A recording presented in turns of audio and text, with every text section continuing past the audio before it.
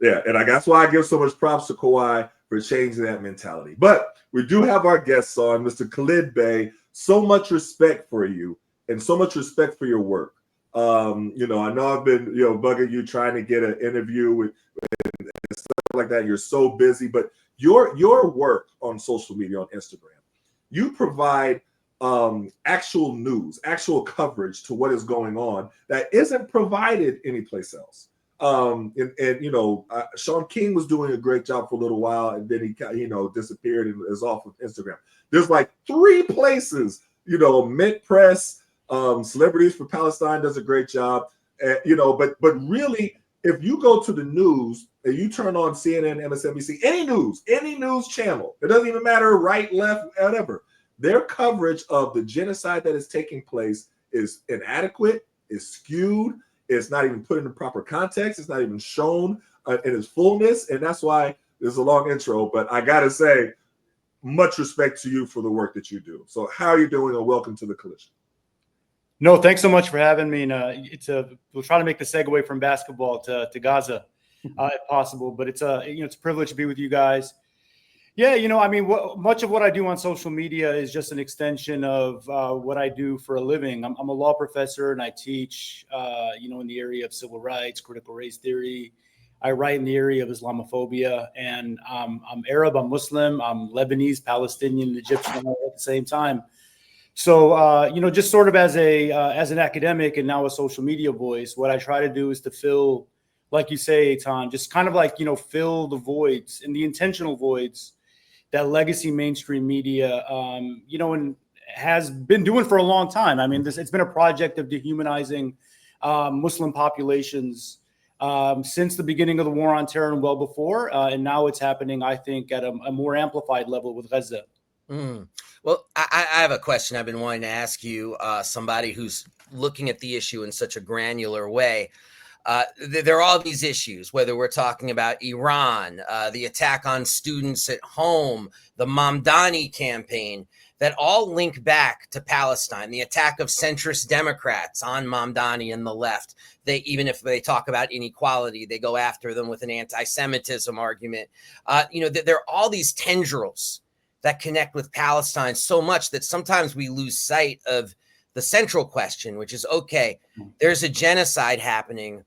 There is a mass ethnic cleansing happening. Where are we right now in the battle to stop this, regarding both what's happening on the ground and some of the political dynamics in Western Europe and the United States?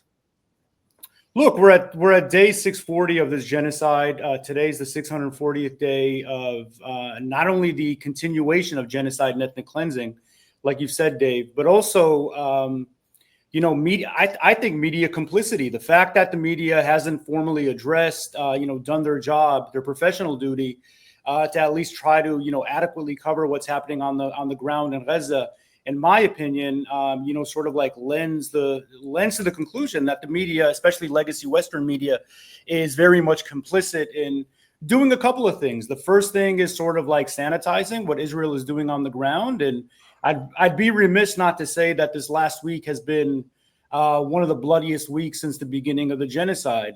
It's been an average of, I think, 110 people slain on a day-to-day basis this past week, many of them actually waiting in line for humanitarian aid, right? So there's a deliberate intentional strategy on the part of the IDF, the Israeli military in the United States, to actually, shoot down individuals who are starving, waiting in line for food at their exclusively designated human aid stops, because they've restricted, foreign humanitarian organizations from coming in and distributing aid.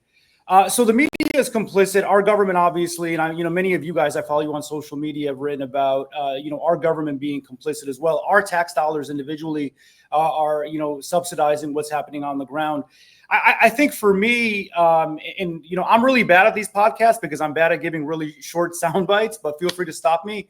I think it's part of the broader sort of like, American neo-imperial project of dehumanizing Muslim bodies. And I think what's happening now, we're sort of at the final stage, the 12th hour of Trump and Netanyahu, which is why Netanyahu is here in the United States, and trying to figure out a way to mass displace the people of Gaza so Israel can essentially annex it. Yeah. Chuck, your turn around the dial. You got something, buddy? Because I can go all day. Yeah, well, listen, we could all go all day. Khaled, appreciate you joining us. You know, we're journalists here. Can you talk a little bit about journalism? We know over 200 journalists have been killed. We don't hear anything from solidarity from the United States, Western journalists. What's the state? How can you cover this? What are the dangers? What are your thoughts? And before you say a thing, let's just do a quick notion about the former museum in DC, when they had their wall of journalists killed in the world, killed in war zones, and they left off journalists killed in Gaza and the West Bank. Ooh. So please, Khaled, with that. Yeah, the double standards are just so surreal and absurd, right? I think that the number now is 220 journalists have been killed since the beginning of the genocide, which is, it has to be the highest number in modern history tied to any conflict or crisis. I can tell you, so I was in DC for my job when the genocide kicked off. And 6 days into the genocide, a good friend of mine who's a Lebanese journalist by the name of Issam Abdallah, he works for an outlet based out of Lebanon called El Mayadeen. Him and I were texting, I think it was like 3, 4 a.m. in the morning about, do you think this thing's going to spill over into South Lebanon? I wake up in the morning a couple hours later to an Al Jazeera headline that Issam was assassinated.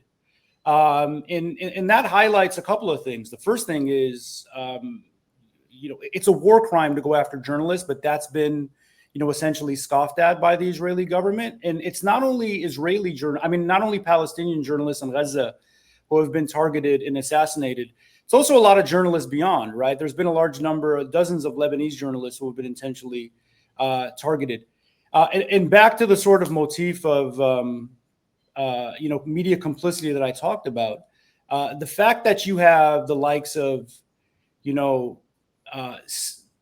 anchormen that we all know, like the likes of Anderson Cooper and whoever else, Rachel Maddow on these corporate media outlets. These are their peers, right? You guys are journalists too. These are members of your profession. And if we know anything, we are, whatever profession we belong to, we're very ardent to speak out when members of our profession are intentionally and deliberately targeted. And that isn't happening. No. Wow. No. And I'm sorry, Etan, your go, buddy. Yeah. I want to ask you this because I talked about it before, that the images and the videos and the, everything that you post daily, really informing everyone about what is going on, and the graphic images. It's just amazing to me that someone can look at that and then still make an argument that, it is somehow okay, or, it's okay to do this because ... And that is just, it's words can't even, express the level of callousness that I see from Zionists and from different people in the American government that are still holding firm that somehow this is justifiable. How do you continue to show the images and coverage when you see that level of reaction? I know it has to be completely maddening, but how do you continue pushing on? Yeah, in a strange way, Etan, given that my work is anchored in, the research that I do, it's really not maddening. In many ways, it's unsurprising, right? I'm somebody who studies, the depths of American history, when different moments, of our history, we've been entirely, okay to accept the images of mass Black death, right? Or accept the images of mass Indigenous death. Or even in the 1970s. I mean, media was different, obviously, so now it's more accessible. I write about how, Gaza in many respects is the first digital sort of genocide that makes what's happening on the ground instantly accessible and knowable, ways that previous genocides, was not the case with previous genocides. But no, I think part of sort of the American racial project is once you label a people in a population lesser and inferior, it makes it palatable for the masses to accept their mass death, right? If you indict an entire population, whether it's Iraq or Gaza or Iran or another Muslim majority society, as being collectively guilty of terrorism or a civilization, right? In the words of Samuel Huntington, which you all might have unfortunately read his work. I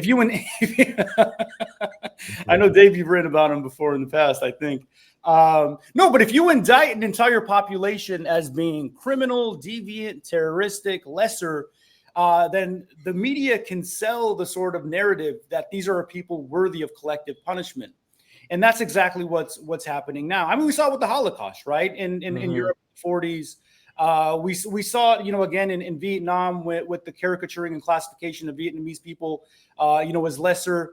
We see to a lesser extent now, I think in more selective ways, with the ways in which, ICE is deporting, Latino communities. And many of them, I live in Arizona for half the year. You have Latino citizens and Native American citizens who are being deported, and that isn't raising the alarm of the American population. And that's the sort of diabolical magic that racism does. Yeah, if deporting Native Americans doesn't give the game away, I don't know what does as far as the nature of this project. Okay, so I'm a New Yorker. Mamdani, of course, we're going to talk about this. I've got cynical friends from high school who are door knocking for this man. People who have barely voted in their lives are door knocking for this man.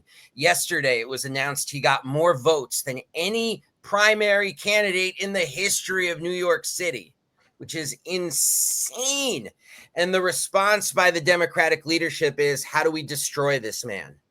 How much of that in your mind, and I know you're going to say it's both, but I'm one of those people who even likes percentages.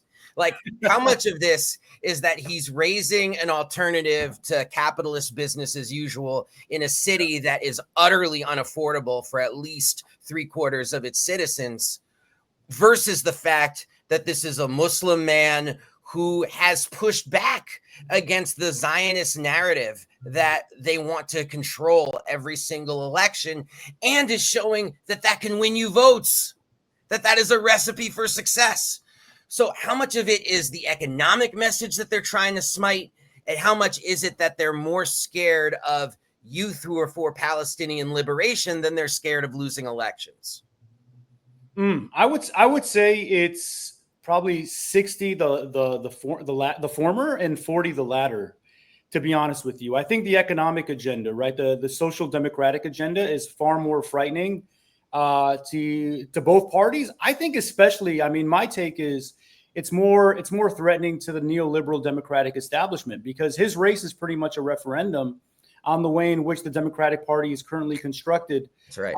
That this is not going to work. The Democratic Party has shifted so far from its sort of like core ethic of, addressing workers' concerns, affordable housing, healthcare, accessible education, and sort of historically being the party that was, averse or aloof to billionaires in Wall Street, where now they've pretty much become that, right? I mean, I think that you can sort of track the arc of the Democratic Party since Bill Clinton being a very neoliberal sort of like commercial, party. So they're afraid of that. I think they're afraid because the Democratic Party and the brass within the party know that if Mamdani wins, it would be basically a referendum that the Democratic Party has to change. And they don't want to change. So in some respects, Dave, I see it as like Bernie Sanders 2.0 in 2016, when the economic vision was so threatening, existentially threatening to the Democratic Party. Now race and like the message of Palestine does play a role. But if you know anything about, I got a Frantz Fanon black skin, white mask behind me, and it's apropos because one thing that neoliberal institutions will do very cleverly is to exploit people of color to sort of project the image of progressivism, but maintain the broader sort of system and architecture of neoliberalism. Kamala Harris is an example. I might get some people pissed off, but Barack Obama is an example as well. The mayor of London, who is also Muslim, is another example, right? So Muslim identity, can be threatening, but if it can be tamed and tempered, I think it could be useful to neoliberal Democrats. What's refreshing about Mamdani, and the reason I think he is so, resonant on a grassroots level, is a series of things, right? Number one, he's super charismatic. And I'll be honest with you, I knew very little about him up until a month ago. I saw like news stories, but beyond New York, I mean, we kind of viewed him as somebody who was just sort of like a cool story, but had no shot. Mm-hmm. Right? My buddy Dave, a couple of months ago, said, "Hey, I'm going to go to New York and door knock for this guy Mamdani," and I tried to talk him out of it as a waste of time. Thank God he didn't listen to me. Yeah, I talked. You guys probably know Linda Sarsour. I talked to her because she was visiting Detroit, and I'm like, "Does this guy really got a chance to win?" And she said he did. I think what's most appealing about him, to be honest with you, is his authenticity. The guy, I think there's a large segment of Americans, I mean, myself included, younger people especially, who are just, sick of this whole like contrived, orchestrated, well-groomed politician who just says what he or she are supposed to say. Mamdani, I mean, look, and he messes up a lot, right? But I think his authenticity is really appealing. And in some respects, there's an analog there with Trump, right? Like Trump just sort of shoots from the hip and people like that. Yeah. Chuck, you're up, buddy. No, that's right. And you know what? I had interviewed Mamdani at the White House during a hunger strike in December 2023. I didn't know who he was. I just, hey, why are you out here? And I had no idea who was going to become the mayor. But I want to. You've got that footage, Chuck? I do. Will you post that, please? Make a little video. What are you doing, man? Sure, he was on a hunger strike, and there were a few people. They came down to D.C. There was a lot of people fighting, but yes, I can DZ. But having said that, and I know he's a bit of an outlier, and I hope you have more people like him who have that courage to say free Palestine and run. But a lot of the change is coming outside of the Democratic Party. We're seeing mass boycotts. We're seeing people in the streets in ways I have not seen so sustained and relentless, whether CNN covers it or not. What is the way forward, in your opinion, for someone who's not in politics to make change and stop a genocide and free Palestine? Yeah, I'll give a cynical view, right? One of my heroes, Derek Bell, pioneer and critical race theorist, wrote this really important article called Brown versus Board of Education and the Interest Convergence Dilemma. And his view is that civil rights progress only happens when it aligns with the interests of majoritarian society. And I think that every sort of precedent of major civil rights progress, I think, confirms his thesis. I think what we have to do, and I don't like social media, I'll be honest. Like, part of the reason why I'm on social media is because I've learned that people don't read books, people aren't reading articles, but people do read tweets and posts. I think one thing that I've tried to do individually and hope to inspire other people is to try to push the individual, whether it's the athlete. I get tons of, like, at the beginning of the genocide, I would get a lot of like very prominent athletes, a lot of soccer players reach out to me wanting to post about Gaza, but they didn't have the sort of language, right? And they want to do it in a way that was, safe, that would not sort of like jeopardize their brand deals or whatever it was, but they want to do the right thing. I think one thing that could cause a major shift from the grassroots level is to make Gaza, number one, not only cognizant, like a cognizant issue amongst the masses, but second, make it like, I hate using the word, but making it hip in a weird way, or compelling individuals to feel that from a consciousness level that it is their duty to raise the issue, putting some sort of like leverage or pressure on them. And that's, I think that's one trigger that I think, has happened to an extent. But whether the state sort of like adheres to that is a question that's still, left to be determined, unless you have sort of a link, like a political link like Mamdani, who can link the grassroots with what government is doing, which is why I think his race is really critical on that level. If he wins, I think what he shows other politicians is you can be courageous and unapologetic on this issue and not be undermined. Right. I wanted to ask you something, because I've posted about this before, and whenever you make this comparison, some people lose their minds. But the comparisons are becoming more and more clear to more people now. And that's the comparisons and the similarities and the structures and the way things are implemented between Trump and Hitler. And the reason why I'm saying this as far as the rounding up of a group of people, the way that it didn't start off with that. It first started off with saying that these people are keeping you down and you're in the situation that you are in because of them. And they were going to control the media and only certain image, like it's like following the Hitler Nazi pattern, like playbook. Is that something you would agree with, or am I way off in my interpretation when I keep saying this? I think there are parallels, but I'll be honest with you. One thing, and this is like, I'm not saying it's the right thing to do, but it's something that I've sort of like adopted as, you know, kind of like a compass in the way I sort of like construct my messaging. Is I don't like making these emphatic comparisons because oftentimes they can be distractive or destructive. So, for instance, I see a lot of comparisons with what's happening in Gaza with the Holocaust. I don't like it, right? I think that part of the reason I don't like it is it's going to turn a large segment of people off. You know, it's going to lead to sort of like a comparison that I don't think is constructive. And I think that the issue in and of itself as a standalone issue is enough to merit attention and to merit alarm. Same thing with making those comparisons to Hitler. And I can see the utility of it, Etan, because everybody knows who Hitler is. He's a massive cautionary tale. It's gonna you know, sort of like function as a car accident, like a car accident would, and pull a lot of people in to want to focus in. But there's a great book by he's a New York-based academic by the name of Jason Stanley. The book is called Erasing History. I think it's one of the most important books written in the last several years.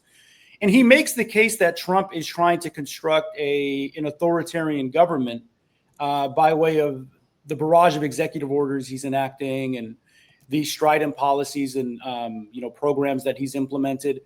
I would rather that we sort of like make the case that he's basically assembling an authoritarian regime without drawing those comparisons. But again, I don't think you're wrong. It's just not something I feel comfortable doing. Yeah, and it makes sense because it also then turns into an argument about the appropriateness, the let's have a full debate about Nazism and what it meant, and is this similar, and what is settler colonialism anyway when it emerges from a Holocaust, and how is that different from what the U.S. did? And before you know, we just had a 3-hour conversation and there's still a genocide going on. Yeah, so it becomes a bit of a redirect that becomes really painful. But the questions at hand. But sorry, Etan, go ahead. Let me just interject real quick in what you're saying. In the thought of when people, and I talk about mainstream America, when they are looking at, as far as the coverage of what you just explained, Khaled, as far as the dehumanization of Palestinians. So when they hear 1,000 Palestinians have been killed, it doesn't quite register. Yeah. But then if you say, well, 1,000 white people have been killed, or look at what Hitler did, and this is something as comparison, do you see the similarities? It's almost like a way to say, you remember in the time he killed when he told everybody to close their eyes and imagine, Matthew kind of said all this, now imagine that she's white. So then when you imagine a white person, then you're like, oh, wow, that is terrible. And it's an unfortunate reality because it shouldn't be like that. But sometimes what I have experienced is that relating something to what happened in the Holocaust, relating something to what Hitler did, is the only way they can make a draw a parallel to say, oh, they're human beings. You mean like they were human beings? And it's an unfortunate reality, but that's really what I've seen happen quite often. It is, but it's also, to be frank with you, it's also ahistoric, and it sort of like draws in the complexity of race and racialization, because even though we might understand Ashkenazi Jewish identity in terms of whiteness today, that wasn't the case in the 40s, right? There's a long history in the United States, especially, right, where Jewish identity was racialized as non-white. And a big part of the genocidal Nazi project was to sell the idea that Jews were non-white, as a consequence of the religion. So for me, I think I definitely see the sort of like optical and like messaging value that you're trying to draw, but I like to be very careful with these things. And I think especially now, like this, it also draws in and invites in the conversation around white supremacy and the fact that white supremacy is not monolithic. Trump is aligned with a version of white supremacy that is driven by, white Catholic nationalist sort of leanings. That also has that same leaning, that has that same perspective on Jewish identity, that they are not bona fide whites as a consequence of the religious identity. So, again, being that I'm an academic, man, I like to swim in the complexity and the gray. And I try to keep my messaging as sort of like true to what it is I feel comfortable publishing in a law review article or an op-ed. And I'm uncomfortable with those arguments for a range of reasons. Before I have a question, I want to throw a wrinkle in here because, like Dave, I'm Jewish. So I'm going to use my Jewish privilege because if you or Etan says something, they're going to call you anti-Semitic. They're going to say I'm a self-hating Jew. I'm going to take self-hating Jew over anti-Semitic any day of the week. And I do use the Holocaust. And it goes back to, at different times, is that when you were talking earlier about demeaning people, and when I see Yoav Gallant in the second day say, these are human animals, and we will treat them as such. And then it confesses to war crimes about starving and no water and no food. And here, human animals. Well, I know in the Holocaust, Joseph Goebbels and Hitler and everyone, they said we were lice, we were rats, we were vermin. That was the language used to Jews to justify the Holocaust. So when I see a very specific parallel, I'm going to exercise my Jewish privilege and call that out and say it. So I have a little more nuance. I believe there's space, but it can almost come from Jewish people in a way that will be received different otherwise. That said, you know what? That said, I forgot my question, so just roll with it. No, I think if I can just jump on that real quick, communities who belong to racial or religious groups will sometimes use the tools that are provided by, imperial powers, right? Who was it like Audre Lorde said something along the lines of, using the master's tools will not, be productive for a marginalized group. But we see marginalized groups do that all the time. Not only the Israeli government, and that is war on terror language, right? Netanyahu, Gallant, Ben Gvir, all these guys were very intentional about adopting basically the war on terror legal and lexiconic playbook to carry forward their project and sort of likening what took place on October 7th with 9/11. But it goes well beyond that, right? Because Native Americans, we all know, were characterized and animalized as savages, barbarians. Enslaved Africans were animalized and objectified as beasts. So this language of animalizing a group that you subsequently want to target and then genocide is, ethnic cleansing, racism 101. And sadly, groups like Jews, presiding over the government in Israel will adopt that playbook if it's useful in their political project. No, absolutely. Let's take it to one more thing, Dave. Let me just tell one quick part with this. And I do respect that completely, and I understand it. Some people aren't as learned as you are to know the complexities of what that actually means. So they look at it in terms of who they see in Israel right now, and that's who they identify. So the right now is somebody with a pale skin that they associate with white. And so the level of empathy completely changes. And it's even in the language. So I remember in college, let me tell a quick story. I remember in college, there's a coach. I'm not gonna say his name, but it was an assistant coach. And we were out there swimming in Puerto Rico. And he said, hey, made a joke, hey, I thought black people couldn't swim. And I never heard it. And I was like, well, what does that mean? I don't understand. And then a teammate, Eric Williams, he said, oh, you mean because we would have swam off the boat? And then they started laughing. And I was like, is that what you meant? And I just kind of looked at him and stared for a while. And I was like, well, what if I said that Jewish people, I thought Jewish people didn't like showers? I was like, because during the Holocaust, Hitler, brought them in and told them that they were taking showers and poured acid on all of them. Would that be funny? And he was like, I never thought of it like that. I sincerely apologize. But it took me making that reference for him to understand or even view that was a sick joke that he just made about slavery and throwing over a boat. And that's where it comes with my thought that, It's like this will make you see that is inappropriate, that this is a tragedy. But you seeing this, it's like something you can joke about. It's something they can look at the images and the things that you post and not even be affected by it. They could just flip through and not truly be hurt and devastated the way they should be if they see that 100 Palestinians were just killed over the weekend or something like that. But they could just flip through it, and that's the part that is. And I no, you're right. I think it's very powerful. Like one thing I did, because it was like an intersecting crisis or conflict, was I'd always compare what was happening in Ukraine. I'd sort of like, expose the fact that Western media outlets, celebrities, politicians were rousing about how the Ukrainians were being genocided and were being lauded. Not only were they being genocided, they said, they were being lauded as freedom fighters. They were being lauded as heroes. They were doing the exact same things that Palestinians were doing, launching Molotov cocktails. I'm a huge boxing fan. A lot of my favorite boxers, like Lomachenko, the Klitschko brothers, were on the front lines. These guys were being lionized. You know what I mean? But Palestinians were doing the exact same thing, and I would call it out. And like you said, Etan, it really had a powerful and productive effect on people making that comparison. Something that happened a couple of days ago that I thought was really that really speaks to your point. Do you guys know this musician Lana Del Rey? Sure. Yeah.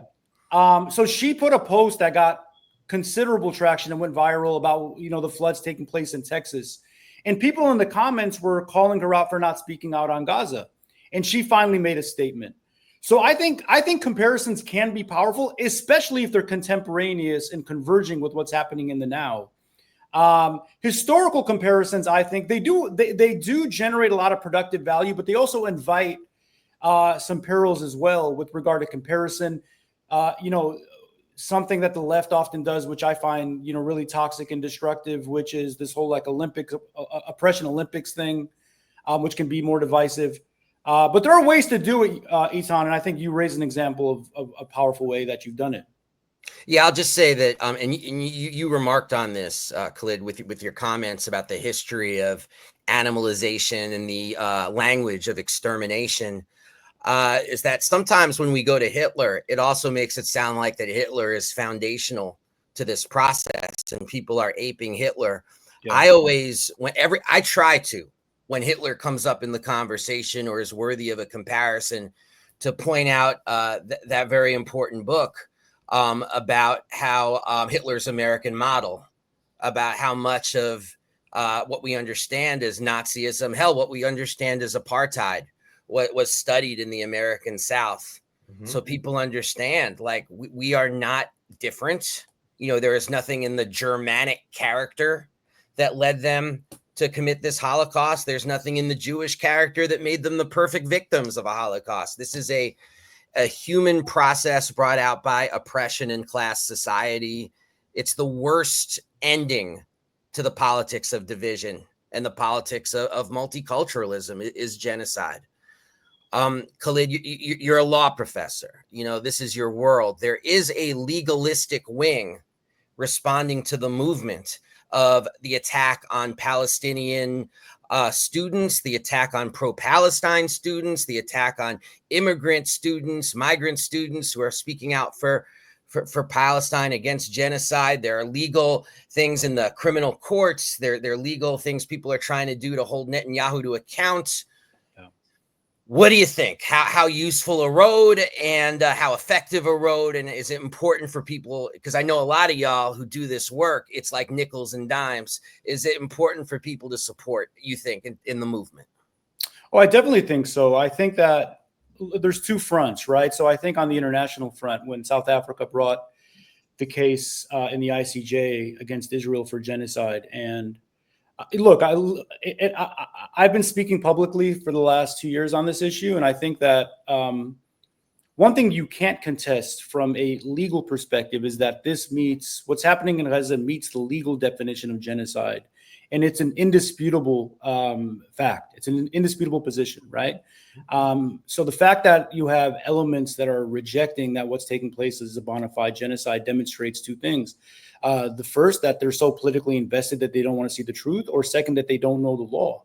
But what's happening on the international law front is, look, this current crisis and situation just exposes how futile international human rights and legal organizations are if the United States is oriented against them.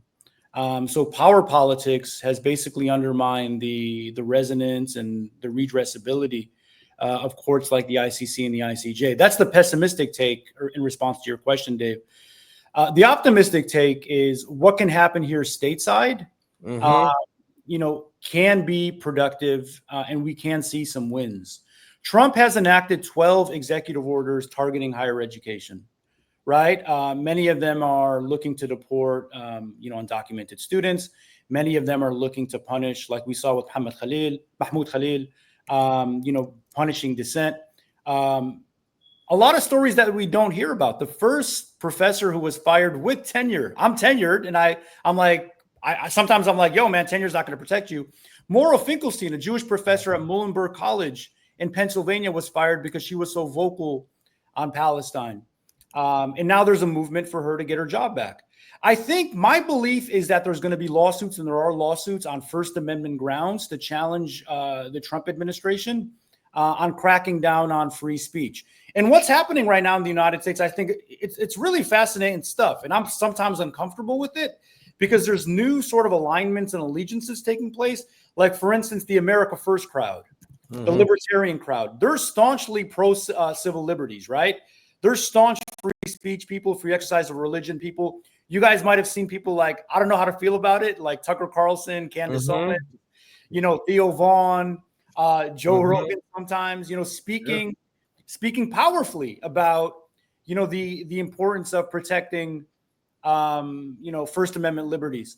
So that makes me optimistic because I know there's a lot of judges, especially white male Christian judges presiding over these courts who feel that same way, where if you're cracking too much on the First Amendment liberties of individuals, there's going to be some pushback against Trump.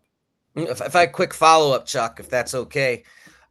You mentioned Carlson and the like. I mean, where I thought you were going with this is that they've also been some of the most prominent voices against funding Israel's genocide. The interview with Cruz and Carlson was really something. And I want to ask you about your thoughts about that in particular, because obviously the starting point is that what a failing it is for the liberal left that they're not the ones holding these people to account, because that will only aid the right, build the right. And you can see then, I could tell you, as not good for the Jews, for the right to be the big force for Palestinians, because that will not end well. So I wanted to ask you, what were your impressions, like seeing the clips of the Carlson interview and thinking about how the right on the Israel-Palestine issue are showing some diversity of thought?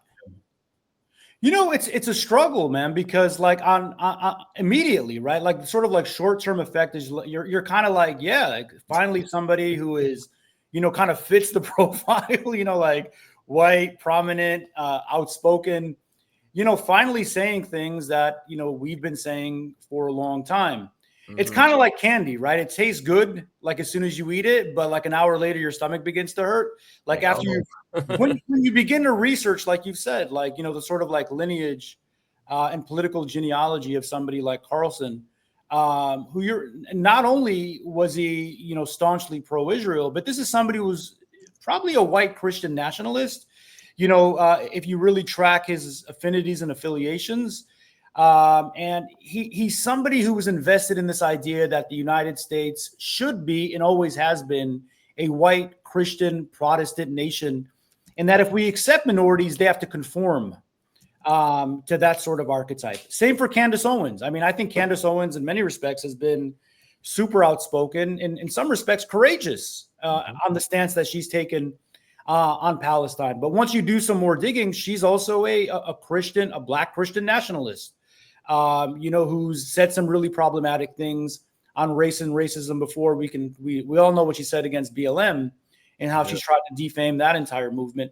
So these are by no means like, political allies, right? What I think about though, from like a strategic perspective is how can we like selectively deploy and basically use these voices as political instruments to get some of the work we want done without fully aligning ourselves with them. Because you're exactly right. There's nobody on the Democratic side, short of somebody like Rashida Tlaib, or now Mamdani, who's not even elected yet, who's been courageous. Even somebody like Sanders, who I endorsed twice, has kind of backtracked on his rhetoric on Palestine. A lot, and just to echo that point, I've been watching Tucker Carlson on his stances for Palestine and Candace Owens, and just like you said, I'm so like I couldn't even repost it. You know what I mean? I'm looking at it, I'm like, oh, I agree with everything he's saying, but I shared it. I got so much hate. I got so much hate when I shared. I just can't do it. But there was one part in particular that Tucker Carlson brought up that was so key in the interview with Cruz, and he was saying that, what do you mean that the notion that as Christians we're supposed to support Israel? And he said, wait a minute, do you think that the people who occupy Israel right now are the same as the what in the Bible it talks about, it refers to the chosen people and the prophets, and you think those are the same people? And that is such a key point that I've never heard anybody on the right bring that key point up. And it's such a key point to all of this, because you hear them echo this notion that as a Christian, this is what we're supposed to support. And, I grew up in Tulsa, Oklahoma, so I've heard all the Bible Belt, evangelicals throughout my entire life. And that is a point that they have always stuck to. So hearing him say that was like monumental. But then, like I said, I just couldn't bring myself to repost it, even if I totally agreed with what he was saying. So to your point, how do we, and we can't align with them, because we know after this topic, everything else is, so what do we do with this? That you have Candace Owens and you have Tucker Carlson and the right, who are seeing the humanity and seeing what's wrong in everything that is going on. How do we utilize that? I think on one hand, we let them kind of do their work, because these people have massive platforms, right? Like Candace Owens, Tucker Carlson. These are probably two of the most prominent, not only right-wing media voices, probably media voices. Somebody like Owens especially has real resonance with young people, right? I teach 20-year-olds, mid-20-year-olds, and they all know who Candace Owens is. Not all of them know who Rachel Maddow is or who Don Lemon is, right? So the fact that they're sort of like gradients of truth in what it is they're saying and their grand message, I think is a positive thing. And I think, to be honest with you, I think it's important for voices like ours to appear on their platforms. Mark Lamont Hill went on the Candace Owens show, I think, a year or two ago. And he got a lot of flack for doing it from people on the left. I think one thing the left often does is that they can be too rigid in their assessments of strategy, which I think can be destructive. But I think him going on there and having a civil conversation was really powerful, especially at a point when, somebody like Hill was being deplatformed by legacy media outlets like CNN for being pro-Palestinian. So just because we have sort of like selective and strategic alignments with people like that doesn't mean we endorse their, entire political worldview or message. I guess we just have to make that clear. I know we're getting close to the time, so let's everybody just have one more question. I got my question. Go ahead, Dave. You hit yours, and then we'll let you go, Khaled. Khaled, I've been reading you for a long time. I've got a lot of respect for your through line politics over the time I've been reading you. What was the political book that most changed your life? Oh man, shaped your thinking, shaped your method for understanding the world. I think two books, right? I think one would be, a hero of mine is Edward Said. Obviously, you guys all know who that is. And like Out of Place really spoke to me because it, tracked his life story. Somebody who is Palestinian, Christian, and, made it his life mission to be the most, in my opinion, the most powerful spokesperson on the demonization of Islam. And I'm somebody who grew up in, the west side of Detroit, which is heavily Black, Arab, and Muslim. And seeing that there could be somebody as powerful as him to do this work, really laid a model for me. A second book is a book called One Dimensional Man by Herbert Marcuse, German philosopher who pretty much talks about how capitalist systems are designed to keep people docile and dumb. And by virtue of doing that, they can carry forward the project of imperialism, economic domination, and basically the state of existence that we have in the United States right now. I read that in college, and it was like mind-blowing. Wow. Go ahead, Chuck. Well, we were talking about, you're a lawyer, and we were talking about free speech earlier, and there's an attack on free speech. There's an Anti-Semitism Awareness Act, again, in Congress right now, which is using the IHRA definition, which is a horrible definition. We're critiquing Israel a crime, and many universities have already adopted it voluntarily, including Harvard. What's the way forward? Does this have a chance to pass? How can it be fought from a legal perspective? What are your thoughts on it? No, I'm glad you raised that, right? And I know the author of that definition. His name is Kenneth Stern. He's written a series of books. He works at Bard College. He's a good man. We've done some events together, and he's even condemned using that definition in ways that the government has adopted. It's very frightening because basically it conflates criticism of Israel with qualifying as anti-Semitism. And that's how Trump's executive orders have been set up. He's enacted 2, I believe, where anybody who questions or critiques the state of Israel, based on that definition could be, classified as being anti-Semitic. Me, myself, I've fallen under that target as well. I'd like to say and follow up your question, though, because both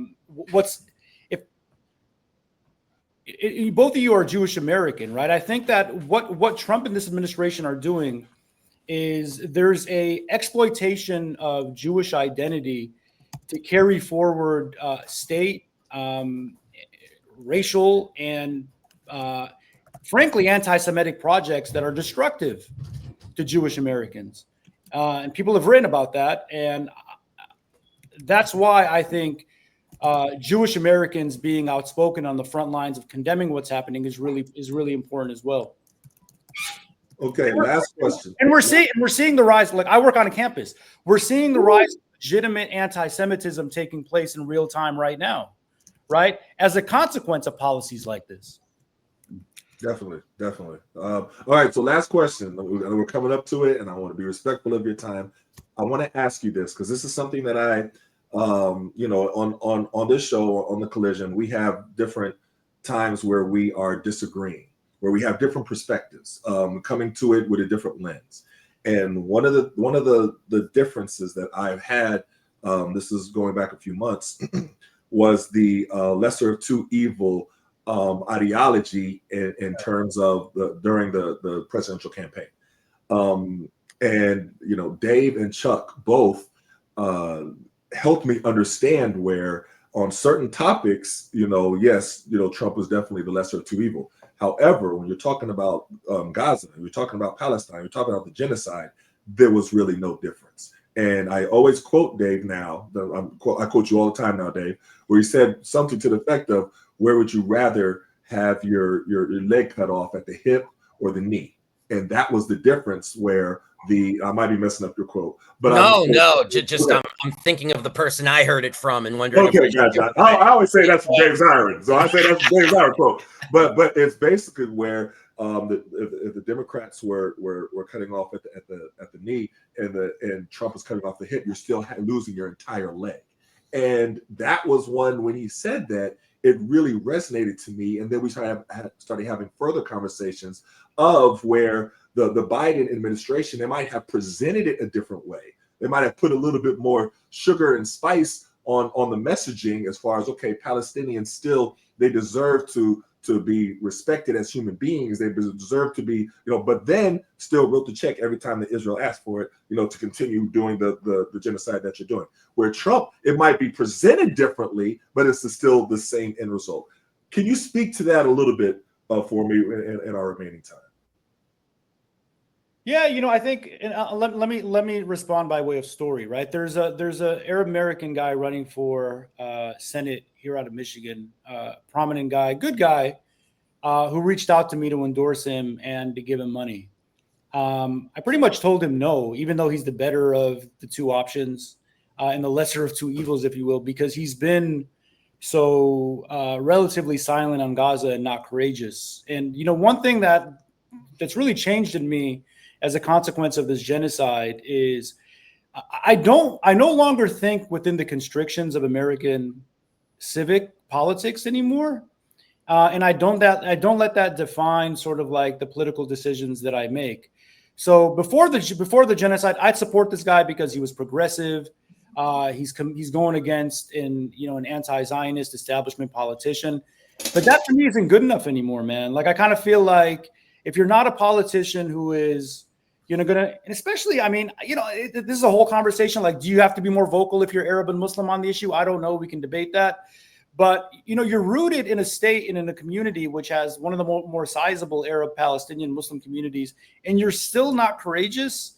So I don't buy or subscribe to the lesser of two evils thing anymore. I think that what Gaza has done to me, I've lost like 24 family members, friends, things of that nature, is like existentially, I've sort of like, ejected myself from that mode of thinking that I will only vote or financially support a candidate who is going to be, outspoken on the issue in ways that any human being should. Like, and I think you can do so in a safe way, right?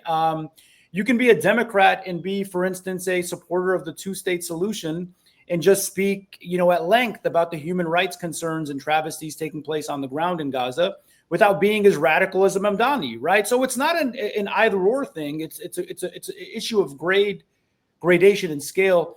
I just don't see politicians being brave enough. What really bothers me about the Democrats, and I was somebody who stumped for Obama when he first ran, right, is Obama was, sort of the quintessential example of, the sort of like, it's a dissonant strategy where you say the right things and say it so beautifully, but on the other end, do the most destructive things. I mean, who was it? Like James Baldwin says, I don't believe what you say. I believe what it is you do. And the Democrats have totally failed on that front. And yeah, so that's the best way I can respond to that. That's a good response. Well, Khaled Bey, you've been an amazing guest. Yes. Before you go, how can people keep up with your work? Yeah, thanks so much, guys, for having me. Really appreciate the work that you all do. Fan of everything that you guys do as well. Just, social media, the books I've written on Islamophobia and law, and that's the best way. And that's what everybody should read and pick up. And then you should find out who he reads and read all of those books as well. Take the trip down the Khaled Bey intellectual path, and you won't go wrong. Khaled Bey, thank you so much again for joining us. Thanks, you. Guys. Yep. Excellent. This is The Collision, y'all. Wow. Great stuff, E. Thank you. No, That was great. That was